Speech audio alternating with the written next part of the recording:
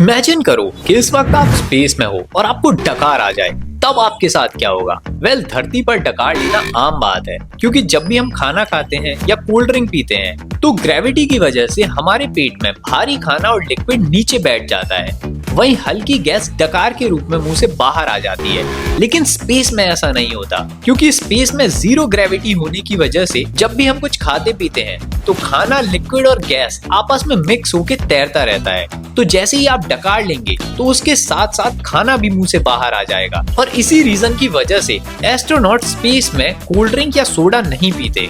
ऐसे ही और informative videos के लिए सब्सक्राइब